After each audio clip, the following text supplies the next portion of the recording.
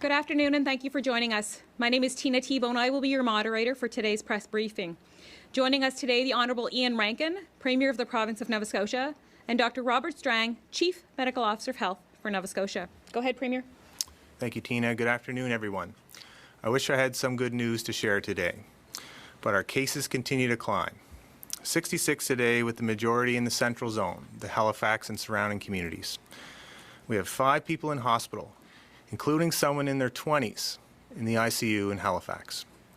This is a wake-up call to our younger population. You are not invincible, and you need to take this virus and the variants seriously. For those who have been diagnosed with COVID at home or in the hospital struggling with this disease, our thoughts are with you and your families, and we wish you a speedy recovery. The virus is on the move in the Halifax Regional Municipality. We have community spread, and we need to do all we can to slow it down. Today we're closing all the schools in the Halifax Regional Centre for Education and the area that is under the order for the next 2 weeks. We have a number of teachers and staff either diagnosed with COVID or isolating because of close contacts. This closure will give all those affected enough time to isolate. It will give our custodians time to do a deep clean. And it will give our Halifax communities the chance to reduce their movement and the spread of COVID. We're also looking at our Cape Breton schools. There are currently 3 schools with reported cases of COVID. None of our students have tested positive. At this point, there is no known community spread. But I want to assure all parents and teachers and staff and students that we are watching this very carefully. We have added testing sites in the community, and we encourage everyone to get tested, including students. I know you're worried in Cape Breton, but please know we are monitoring to see what happens, and we will act swiftly when required. COVID is back, and it wants to stay.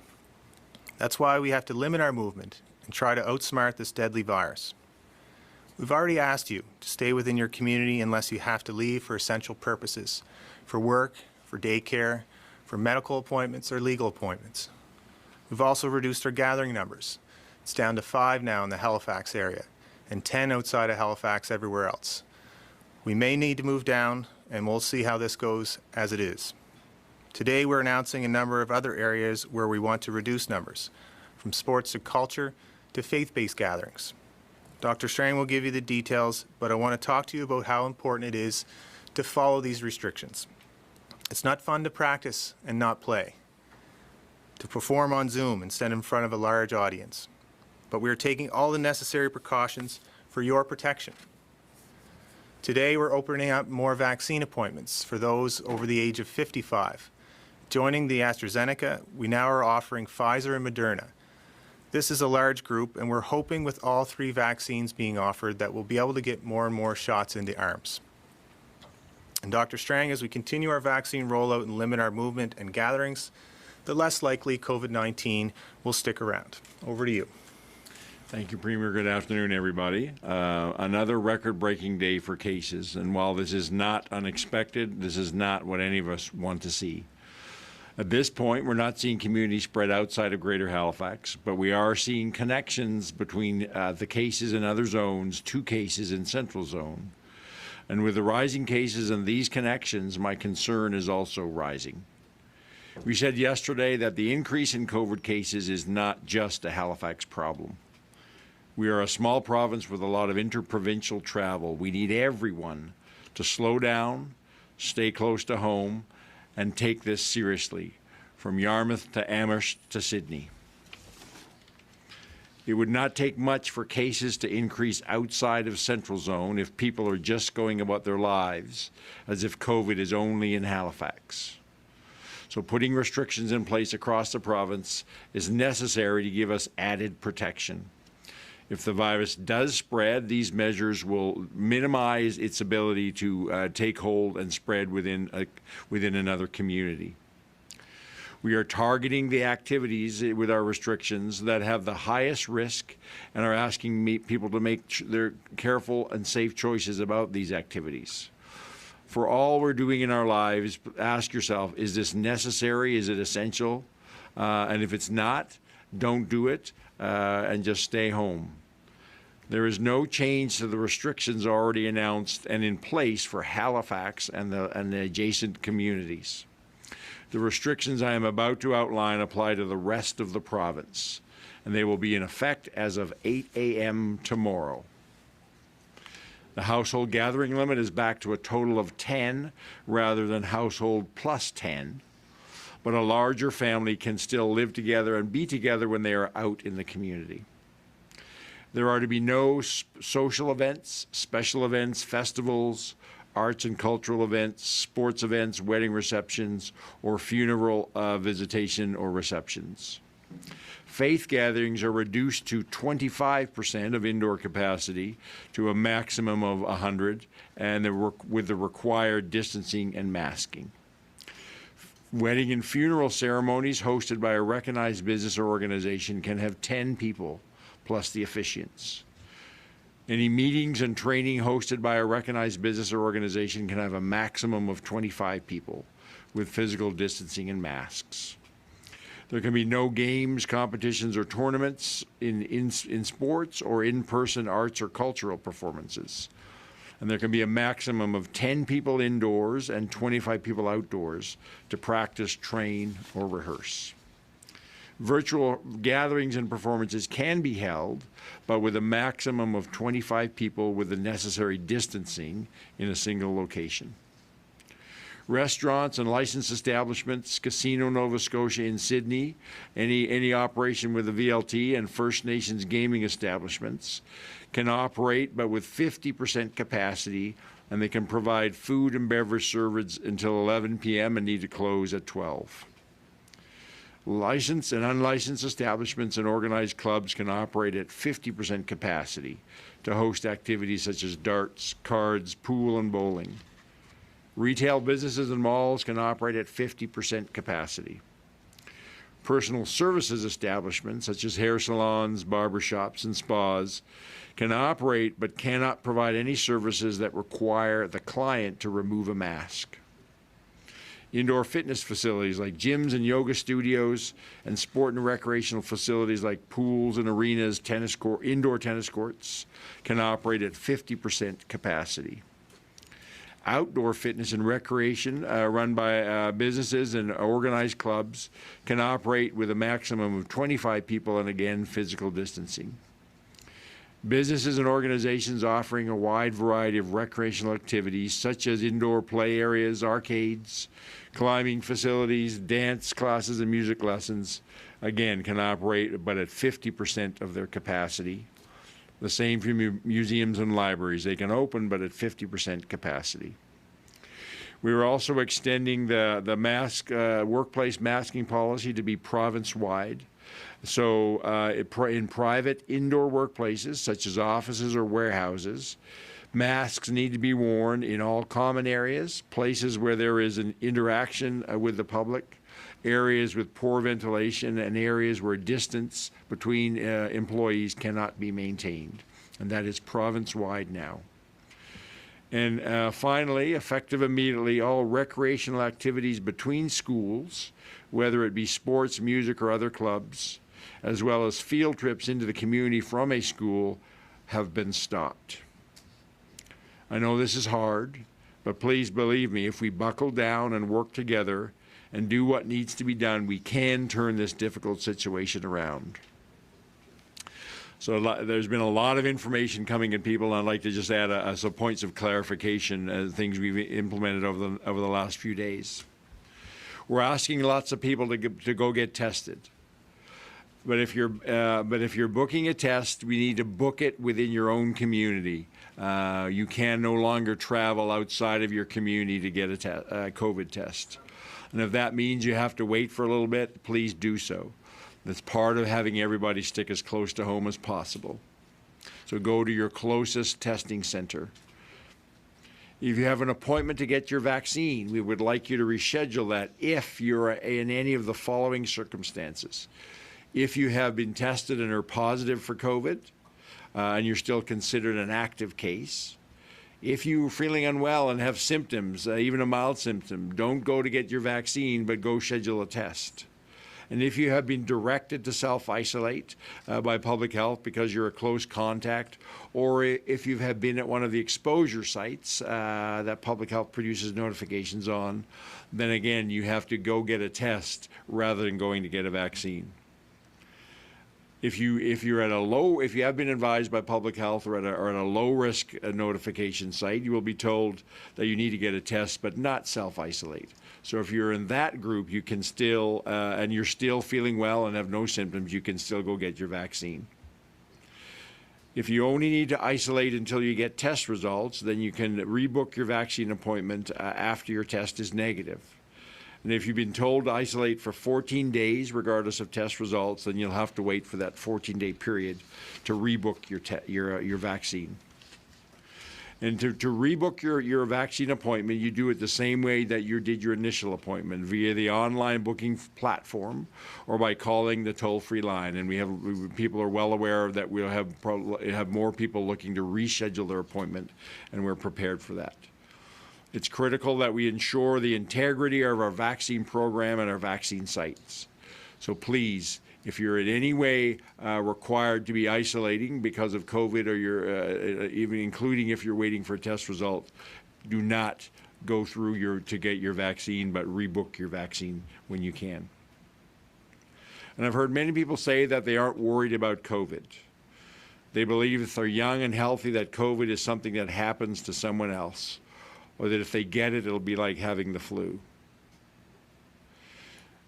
While it's true that older people and those with underlying conditions are more severely impacted, COVID-19 can have devastating effects for anyone, and the variants do not discriminate by age. We have seen this across the country, this third wave, significant increase in young people with severe illness and hospitalization in ICUs. And for the first time, Nova Scotia has somebody in their 20s with COVID who is in an ICU. I don't say this to scare people, but to let this to be, if you need one, another wake-up call. If you're still being careless about your COVID protocols, now is the time to get serious. As I said yesterday, now is the time we need each of us to be at our best. So for the next 4 weeks, I'm asking you to roar back at this virus by hunkering down close to home as much as possible. Reduce your contact with other people. Get tested, especially if you're feeling unwell or have been at an exposure site or been directed by public health, and get your vaccine when it's your turn. Tina. Thanks, Dr. Strang. Just a reminder, we'll take one question and one follow-up from reporters on the line in the allotted time we have for today. Again, there are quite a few reporters on the line, so please try to keep your questions short and as brief as possible, and we'll try to get through as many questions as we can. We'll start with Shayna Luck from CBC. Go ahead, Shayna. Thank you. Premier, we're hearing you say to people to stay in their community. I want to know exactly how this is going to be enforced. Is your expectation that this will be complaint-driven, or is it your expectation that police will enforce this in some other way? And if so, what does that look like? So what we're focused on is the cooperation of Nova Scotians. We asked in previous waves to stay at home, and when possible, if you're going out to a park, or something like that of that nature, that you stay within your community. It's not as much of an emphasis on enforcement, but if there is egregious disrespect for that order that will be signed this week through the Emergency Measures Act, we won't hesitate to make sure that we have that in place. But by and large, I do believe Nova Scotians will listen. That's been the case in the past. And we have lots of parks within our own communities. We have the order in Halifax. This was about trying to stop the spread not only in Halifax but in communities across the province. We shouldn't be traveling from one end of the province to the other, or leaving your municipality to go get exercise unless it's essential. Go ahead, Shayna, with your follow-up. Thank you. My second question is for both the Premier and Dr. Strang. Some are calling for paid sick days so essential workers can stay home if they're sick. Premier, are you prepared to make that move? And Dr. Strang, what do we know about the effect of paid sick days from a public health point of view? What difference do they make? Well, if you're sick, you should definitely stay home. We've said that if you have any mild symptoms, stay home, and we're asking people to go get tested even if they're not sick. There are supports in place. The federal government has a specific sick benefit in place if people are staying home and missing work because of it. And I'd ask all employers, businesses to understand if somebody is not able to make it to work. Many of the businesses are closed anyway, but if you're sick, stay home. And just from a public health perspective, anything we can do to support people who are, it's necessary for them or their families to be with a period of quarantine or isolation if they're sick. Whatever the more they can get support, the better. We actually have actively in Wave 1, and we're using it again now that when public health becomes aware of families that need supports, we're working with colleagues across government to bring both financial and housing support, if necessary, to support cases of either isolation or quarantine. Next, we'll go to Keith Doucette from the Canadian Press. Go ahead, Keith. Yeah, Dr. Strang, I want to ask you about this decision to close schools. We had the advisory committee coming out today saying that if at all possible, keep children and teenagers in schools. What ultimately clinched the decision for you? So it's and I fully agree. I know the pediatric advisory group well. Fully support their position that, and we've said this all along, keeping kids in school is one of our key priorities in our COVID response, but also recognizing there may be times when you can no longer do that. And it's a combination of factors of having significant impacts on our school system. A lot of the communities in the Halifax Regional Centre for Education, there's a significant amount of virus activity, and we are seeing cases in people in schools where they're infected from the community. It's also creating significant staffing pressures with many people off because they're waiting for a test result, or if they're a contact of a known case. It's creating significant staffing and operational issues which impact the ability to run schools safely. So the decision was made collectively at this point to close the schools, the Halifax Regional Centre for Education, but there are especially in the Hants Corridor, the East Hants Rural High family of schools is also part of the affected areas that we're talking about, and that family of schools has been closed as well. Go ahead, Keith, with your follow-up. Yes, and back to vaccines. It's my understanding that nurses at provincial jails have been vaccinated. Jail guards have not, and obviously none of the inmates. We have advocacy groups coming out today saying that it is a population at risk, and they say that outbreaks started in jails could spread to the wider population. Where do we stand with that, and will you deviate in any way from what you've already committed to in terms of the age-based approach? Plans in place. Information is already going out to our correctional staff and getting them into one of the many community locations with a priority access. So that's already been communicated to them. They need to step forward and get vaccinated. We're within probably the next week. We're going to be in and providing vaccine in the correctional facilities. We're also looking at ways, and many people in our correctional facilities are there for short periods of time. They often come in and out on weekends on remand. So we're looking at ways about how on an ongoing basis we immunize those people as they're in the facilities on remand. Next, we'll go to Elizabeth McSheffrey from Global. Go ahead, Elizabeth. Hi there. First question is for Dr. Strang. Just wanted to know a little more about the return to school date information. We're expecting next Friday. That's about 2 weeks from now. Is it possible that at that time you might announce that schools would remain closed for a longer period? Depending on the epidemiology, is it possible that they'll stay closed after that? So everything we do always is not carved in stone. We announce dates, and we expect that that's our target for 2 weeks. But like everything, we always watch the epidemiology, and sometimes we may need to extend if necessary. Go ahead, Elizabeth, with your follow-up. Next question is regarding vaccines. NACI's recommendation is that it can be used on adults as young as 30. And I know you've said previously that's based on epidemiology and risk for COVID-19. But given that we have AstraZeneca that could potentially go unused, and we're assuming all cases now are variant cases, I'm wondering why not give the option to younger people to get AstraZeneca.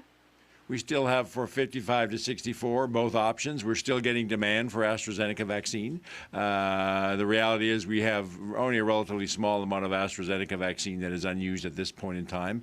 We're going to continue to roll out our vaccine program, continue to stay with that age group for AstraZeneca. We're now opening up the mRNA vaccines, Pfizer, that we have mostly in the community for people 55 to 64.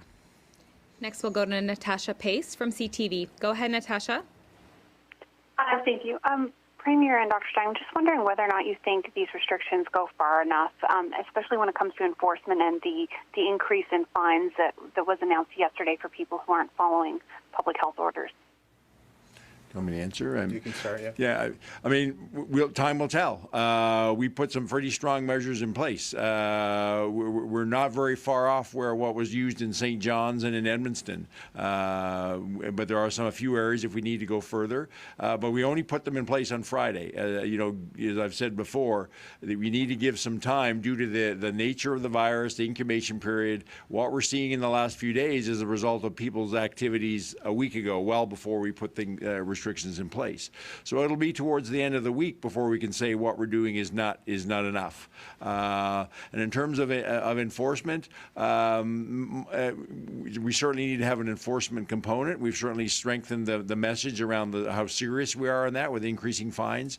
But at the end of the day, much of this is not about enforcement. It's about every Nova Scotian doing what they need to do. And so if we have to rely on enforcement to force people to do things, we're in a very serious situation, and that will not control COVID.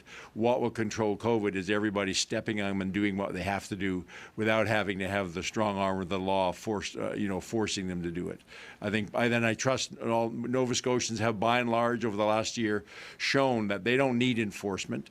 They know what they need to do, and they'll do it to keep each other safe. But now we need to be even more clear and stronger about looking after each other without having to worry about whether we're going to be penalized or not.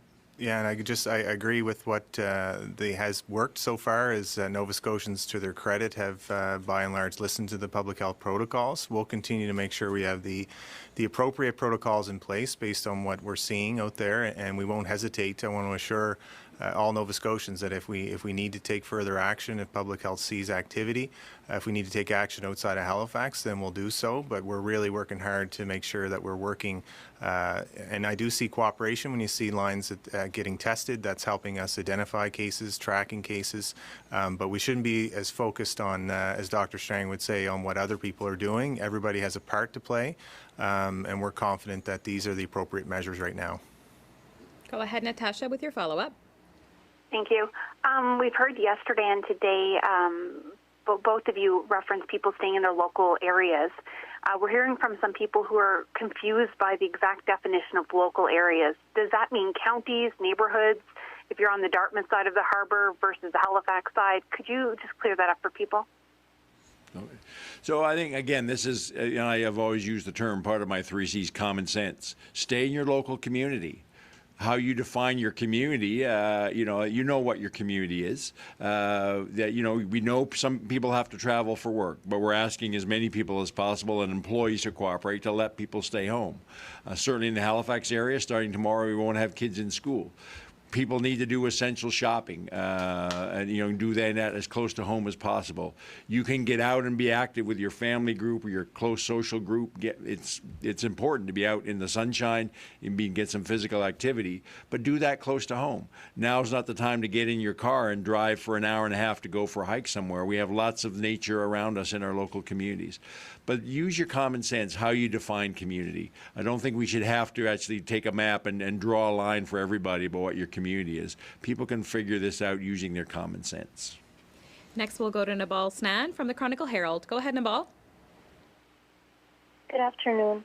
Dr. Strang, I was wondering if you can give us an update on the vaccination efforts for people in independent living and unlicensed long-term care. I don't have I have not had a chance to get updated in detail. I know that, we are through April. We are working with all those, we're finishing off second dose in our licensed long-term care facilities. We're working with a lot of the private seniors residential homes and also other residential facilities with adults with disabilities. But I don't have a detailed update I can provide at this time. Go ahead with your follow-up, Nabal. Thank you. This is also for Dr. Strang. I was wondering if Nova Scotia is considering adding pregnant women to the COVID vaccine priority group. We've seen that happen in other parts of the country. We're not. We're sticking with our age-based approach. I get lots of questions from all sorts of groups, but the reality is we are now in a absolutely critical race between vaccination and the variant viruses. We have shown in the last couple of weeks the success and the rapid speed of how we're starting to deliver vaccine with an age-based approach. That we're within 2 to 3 weeks we're going to be into 40-year-olds. So all of these groups are looking for their conditions. And I understand their concern, but to try to figure out a way to accommodate them takes us off target at a critical time where we absolutely need to stay focused on the fastest way to get vaccine to as many people as possible. And each of those people with certain conditions, they are being protected by others around them getting immunized as fast as possible.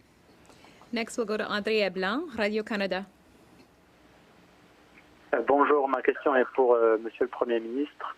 Je voulais savoir pourquoi il a été décidé exactement de fermer les écoles quand on sait qu'elles ne sont pas le lieu premier de transmission du virus. Thank you for the question. The question was what was the decision around closing schools? And again, this is where we're working alongside public health very closely in monitoring cases. We do have the back-to-school plan that's a flexible approach. We don't have to use a blanket approach across the whole province. So the issue of community spread is within our Halifax communities where we've shut down travel in and out. But we're going beyond just 1 or 2 families of schools. This is impacting a lot of staff, support staff, and ensuring that we have a chance to do deep cleaning across. This is about being proactive in this community, and we're watching very closely in the other parts of the province. Go ahead, Adrian, with your follow-up. Et quels sont les critères pour que les écoles rouvrent dans 2 semaines? Yeah, there's no strict criteria with that. Respectfully, we need to. Everything changes day to day with COVID. So Dr. Strang and I are talking daily about the circumstances behind if there is spread, if we know where the cases are coming from. So we'll have to evaluate as we get closer to the 2 weeks, and then we'll adapt. And if it's safe to open up, then we'll do that. But we're always siding on the side of caution, I can rest assure you. Next, we'll go to Rebecca Brown from allnovascotia.com. Go ahead, Rebecca. Hi, this question is for Dr. Strang. You're asking people to stay in their community and get tested. So I'm wondering if there are plans to expand the rapid test sites. We're certainly looking at how both on our the primary assessment centers using the PCR test. We're use the example of up in Cape Breton. We've expanded and have both the primary assessment center using the PCR test now at the Member 2 Health and Wellness Center, and we have rapid pop-up tests using at CBU as well. And we're actively looking at how we expand, especially that rapid pop-up test.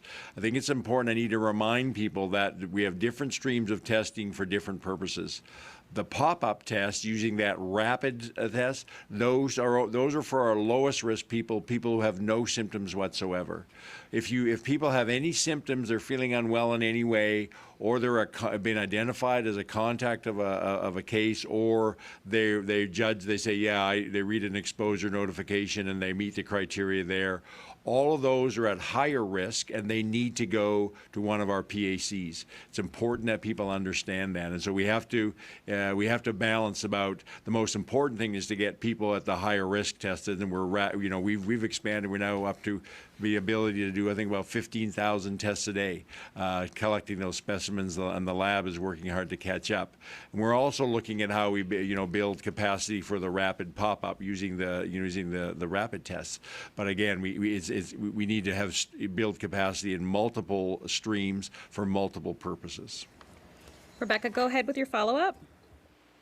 Yes, I was wondering what percentage of asymptomatic tests are turning up positive. We've had a few, but a very, very low percent. Our percent positivity at our PACs, which are a higher likelihood, again, as I just explained, is about 0.7%. I haven't got an update today on the number of cases. We've had a handful of cases in single digits from the thousands of tests that we've done in the last few days at our pop-up sites. Next, we'll go to Greg Mercer from the Globe and Mail. Go ahead. Thank you. It's a question for Dr. Strang. It's about airports, and I'm just wondering how confident you are that screening processes at airports have been effective in keeping the virus out of the province, and why rapid testing is not being used for all travelers coming into that airport. So we've been through this a lot. I mean, the most important thing that controls the entry of virus is not testing, it's quarantining. And we've had robust quarantining for months about people coming into the province. You can supplement that by testing, but people need to understand that just because somebody is negative upon entry does not at all mean that they couldn't turn positive. So we've quarantined as the first most important step. We are virtually all travelers who are coming in are being tested. They may not just be tested at the airport. Having said that, we are actively working with the airport around how we might use rapid testing of travelers. We've in good conversations with them. We've got some solutions that just need some final steps. The reality is that the testing strategy, all the people who are working virtually 24 hours a day for the last week on this have been taken off task of that work to deal with our current surge in Halifax. Go ahead with your follow-up. It's just about concerns you might have about people with seasonal properties, cottages, coming into the province and seeing Nova Scotia as a place to ride out the pandemic, leaving regions with higher case numbers. Are you concerned about that trend? So I am concerned about that. Is exactly why we announced last Tuesday only essential travelers can come into Nova Scotia. And as part of that, we said people coming here for seasonal travel cannot come at least until May the 20th. And if we have to push that date out, we will. We've already turned a number of people away at the border who had no reason to be a non-essential reason for coming into Nova Scotia, and we're turning them away.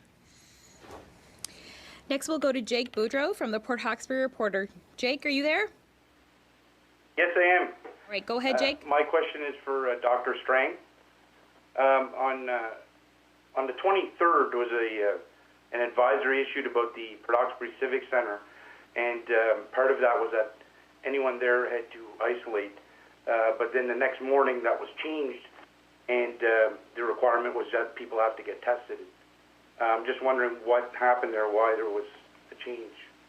So that's simply because over a short period of time, we became aware of several more cases that occurred at that hockey tournament, the specific dates and times, and so we increased the category. When we've had an exposure, we always put it into low, medium, high. That's the work of public health, and based on that, we give certain advice for people what actions people should take when they've been there.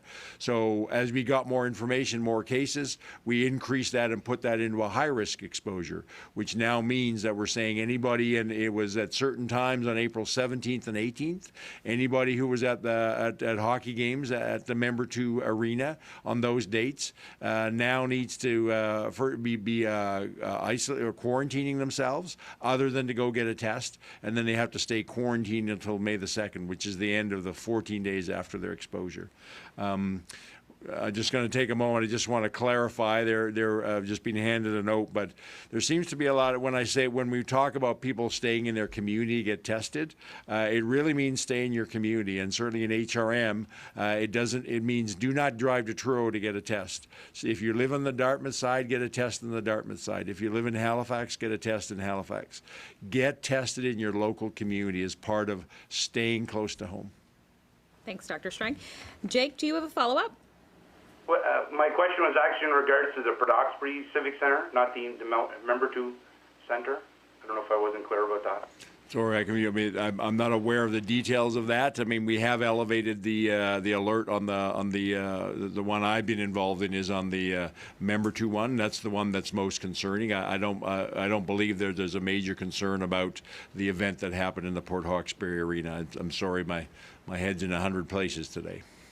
Next, we'll go to Chelsea Gould from the Truro Daily News. Go ahead, Chelsea. Hello, my question is for both the Premier and Dr. Strang. If business owners in other regions of the province find people from HRM shopping in their stores, do you want them to be reported, and if so, how?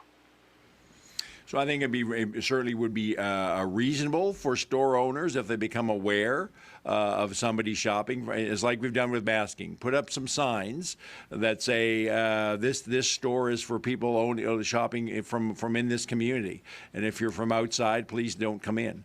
If you become aware of somebody, say if you're a store in Truro and there's somebody there that doesn't listen to that, is from Halifax, then certainly you can reach out to local law enforcement for assistance. Go ahead, Chelsea, with your follow-up. Thank you. Dr. Strang, last Thursday it was announced that low-risk exposure sites in Central Zone were no longer being listed. Has this now become the case for other zones? I'm specifically thinking of a business in Truro that closed for deep cleaning but did not get listed. I can't say why that wasn't listed. It's only in Central Zone we're doing this. I think it's important for people to understand those low-risk exposures. We're asking people to go the only response would be to go get tested. They don't have to isolate, which is a general message for everybody, especially in the Halifax area.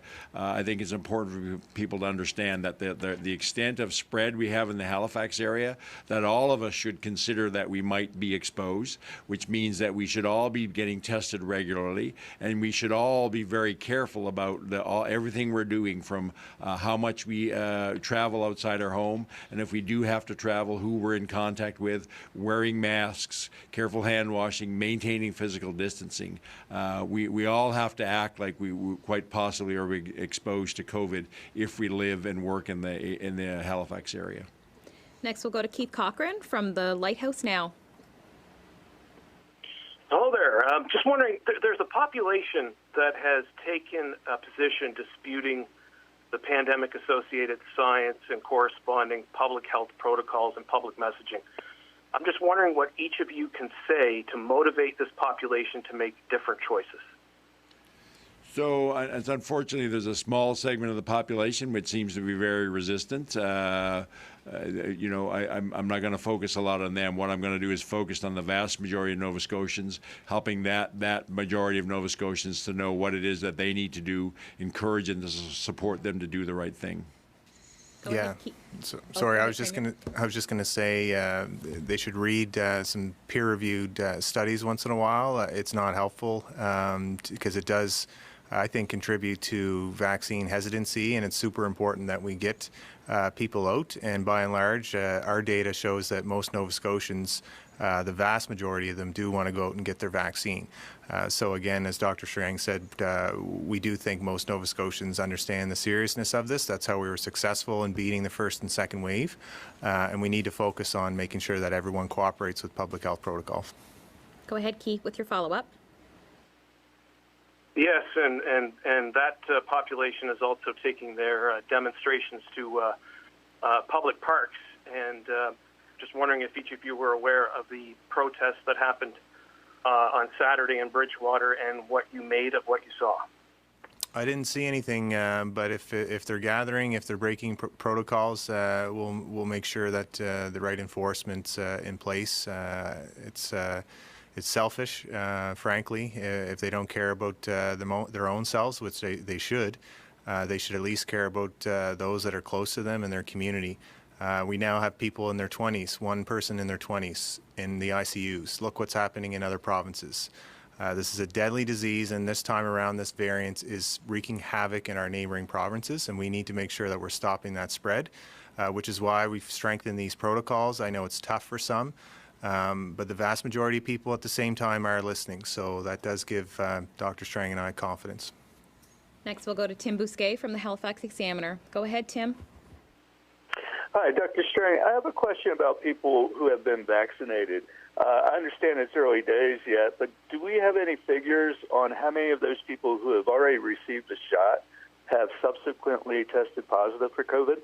So that's a question we're asking, and there's a sort of national standard case definition on that. It's been looked at across the country. I'm only aware of one case so far that in Halifax of a person with 2 doses of vaccine who still became a case. We know from the literature that even if people first of all that's going to happen on occasion. The vaccine is not 100%. Often there may be some people with an underlying medical reason that they wouldn't get the full response to a vaccine like with other vaccines. But we also know that people, even if they're vaccinated and they get infected, they're much less likely to be infectious and be able to spread the virus in a meaningful way to others. But we are tracking that, and I'm only aware of the one case. Go ahead, Tim, with your follow-up. Yes, almost related, I guess. Some provinces have made the decision that people who have already had COVID, that have already tested positive for COVID in the past, will only receive one shot of vaccine. Have you and your team wrapped your head around that issue, and if so, what have you decided?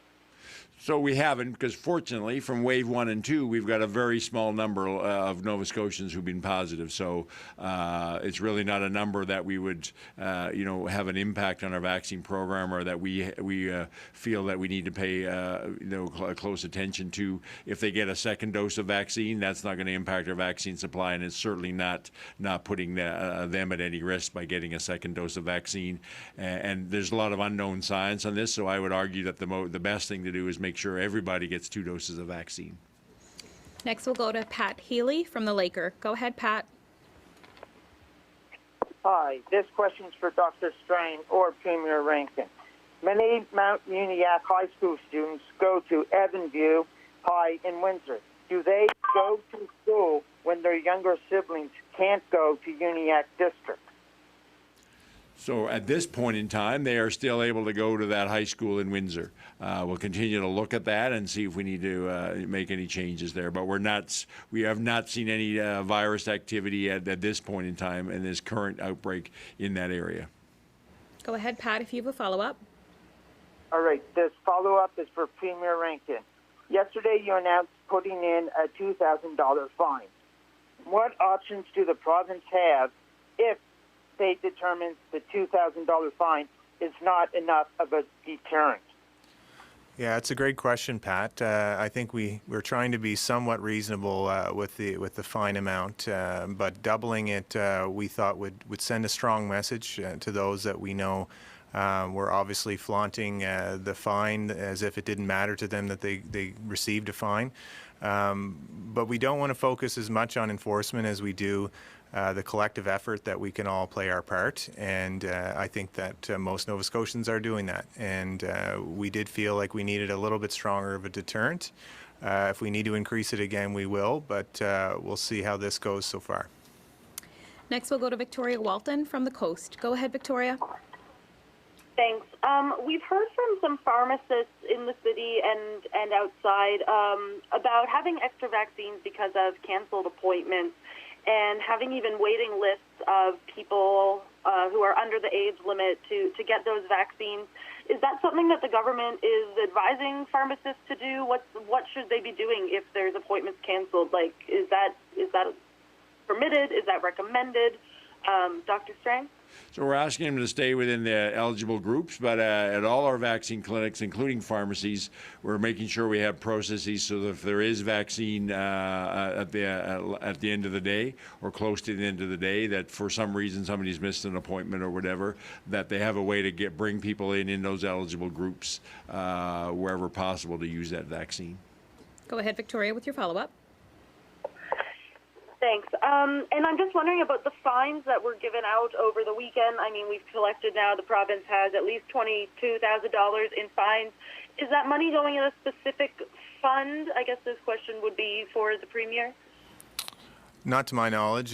Generally, fines that are administered in the province go to general revenue, and there's no specific fund that they go into. But as you know, we're spending significant money for COVID-related expenses. So it's just really a drop in the bucket for our revenue. It's not that we're trying to raise revenue. It's very much a deterrent for those select few that don't choose to follow the rules. And that's all the time we have for questions. Go ahead, Premier. Thank you. We've thrown a lot at you in the last 48 hours. Closures, restrictions, and reporting climbing caseloads. It's a lot to take in, and depending on your family's situation, a lot to manage. I want to thank you for working with us. You've come out in large numbers to get tested. You've stood out in the cold and the rain. You stood for more than an hour, and you don't even have a symptom. But you're doing your part to keep your loved ones safe. And I'm so grateful for your continued support in following the protocols. There's nothing more important to me as your Premier than the health and safety of all Nova Scotians. Dr. Strang and I and our teams will do everything we can to protect you. But as we've learned throughout each wave of the pandemic, we can't do it alone. So, as we face this third wave, the only way to outsmart this virus is to be smart and be strong and stick together. After all, we are stronger together.